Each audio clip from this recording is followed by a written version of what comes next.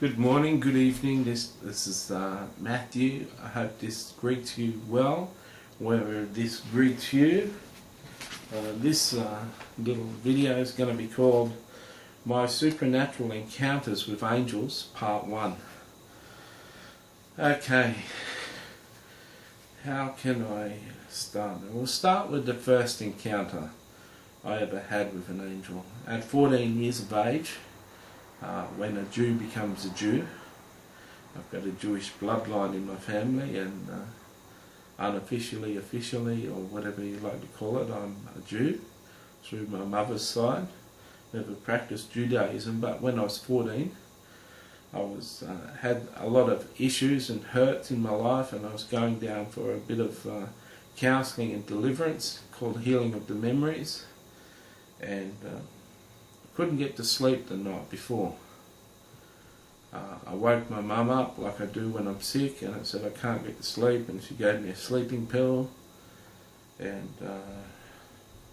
I woke up her again, and she said, she gave me another sleeping pill, and she said you can't take any more, and don't get me up again. If you can't get to sleep, just stay up all night, just try and sleep. But I can't give you any pills, and don't wake me up again. So here I was in bed. I've never encountered this before, can't get to sleep. Makes you wonder. It's amazing what chemicals Satan can pump through your body so that you can't get to sleep. I've encountered this at other times since in spiritual warfare. Anyway, I was sad, and I was crying to Jesus and crying out to Him, and finally I said, Jesus, I've got a guardian angel. And he said, yeah. And I said, what's my guardian angel's name? And he said, Michael. Not Michael the Archangel, but Michael. And I put my hand out like that, 14-year-old boy, in faith. Put my hand out like that. I said, Michael, hold my hand. As soon as I said it, electricity, something like electricity went right down my arm like a jolt. Right?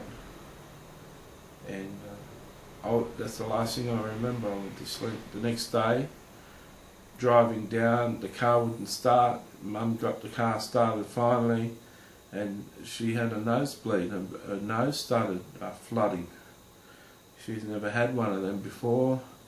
She just put a handkerchief to her nose and drove, and then she said, cross at the lights, don't cross, make sure you cross at the lights, and make sure you get there, cross at the lights all the time, pedestrian crossings, don't take a risk, Satan doesn't want you there. So I went there. So that was my first encounter with an angel. I can't say these in order because I don't know them in order.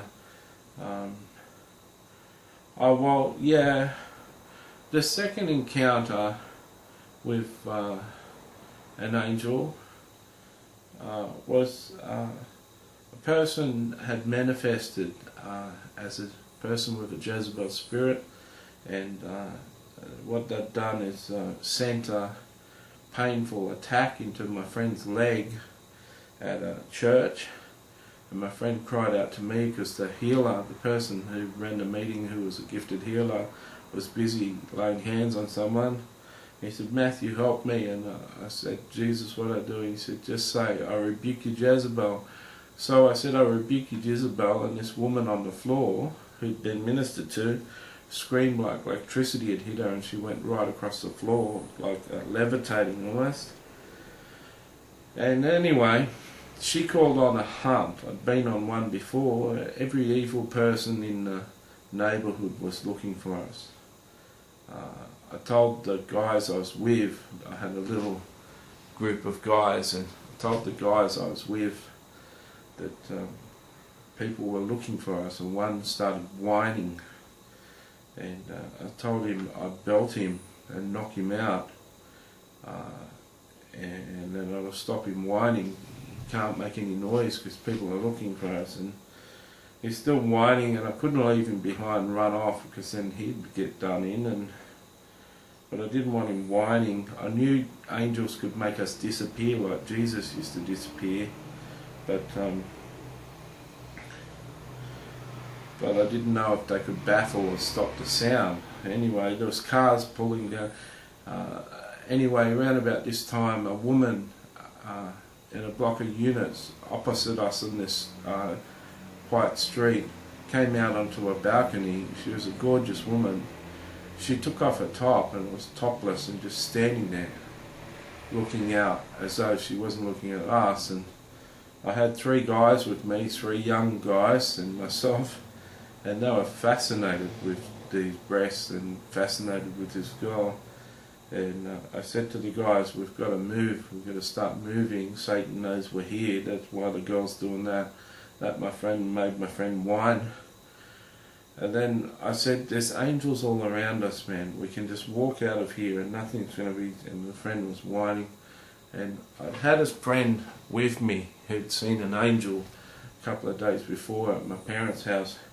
And I said, Lord, open his eyes like Elisha opened his servant Gehazi's eyes, and in the book of Kings, I think. And I said, can you see all these angels here? He said, yeah, they're all around. He said, actually, that cloud up there isn't a cloud, it's an army of angels just waiting to help. I said to my friend who was whining, see John, we can walk out of here, angels. He's still whining. Still whining. And I was pushed. I was pushed. Jesus is the Commander-in-Chief. He's the President of the United States who declares war in Iraq. Michael is the general on the ground. When Jesus dispatches an order, Michael does it. If you're in a state of war, it was no sense calling on Jesus, I felt, because Jesus' head fighter was Michael. So against what scripturally people can receive, and people can shoot me down all over the place, I wasn't thinking biblically or doctrinally when I said this. I said, Michael, come here.